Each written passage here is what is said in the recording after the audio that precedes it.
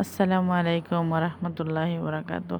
সবাই কেমন আছেন? নিয়ে আসলাম আপনাদের জন্য নতুন আরেকটা রেসিপি।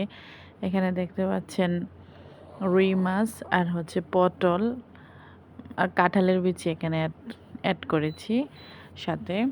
তো আলু যেহেতু অনেক দাম, এখন কাঁঠালের বিচি অ্যাভেলেবল পাওয়া যাচ্ছে। আপনারা কাঁঠালের বিচি খান কিছুদিন, তো আলুর দাম দেখবেন কমে গেছে। তো এখন হচ্ছে আমি পেঁয়াজগুলো ভালোভাবে ফ্রাই করে নিয়েছি। এখানে আদা, রসুন এবং জিরে বাটা এই তিনটাই আমি একসাথে পাটায় বেটে নিয়েছি। এখন হচ্ছে এখানে অ্যাড করে নিয়েছি। তারপর হচ্ছে পরিমাণ মতো পানি অ্যাড করে নিয়েছি। হলুদ গুঁড়ো, মরিচের গুঁড়ো, ধনিয়া গুঁড়ো, লবণ, এগুলোকে ভালোভাবে এখন নেড়েচেড়ে মিক্স করে আমি হচ্ছে এখন কষিয়ে নিচ্ছি।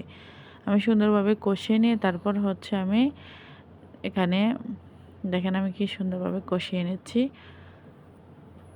ভালোভাবে নেড়ে চেড়ে কষিয়ে নিয়ে তারপর হচ্ছে আপনারা আমি এখানে হচ্ছে সবজিগুলো অ্যাড করে নেব। এখানে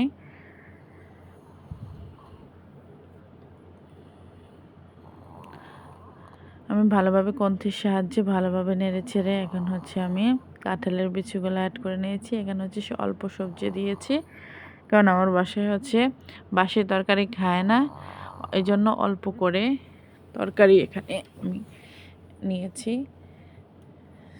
এখন রান্না করব যাতে একবেলা খেয়ে শেষ হয়ে যায়।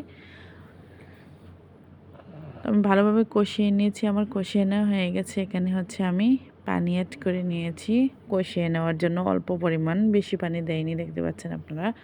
তো হচ্ছে আমার মশলা ভালো দেখছেন আমি কি সুন্দরভাবে কষিয়ে নিয়েছি। এখন হচ্ছে ঝোলের জন্য পানি অ্যাড করে নেব এখানে।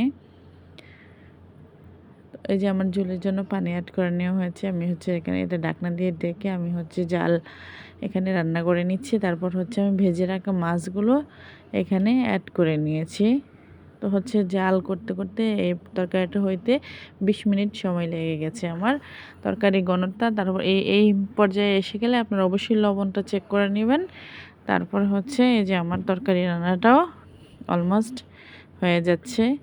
ভালো লাগলে অবশ্যই লাইক, কমেন্ট, শেয়ার করবেন। এই যে আমার তরকারি রান্নাটা হয়ে গেছে। তো আজকের মতো এখানেই, আল্লাহ হাফেজ।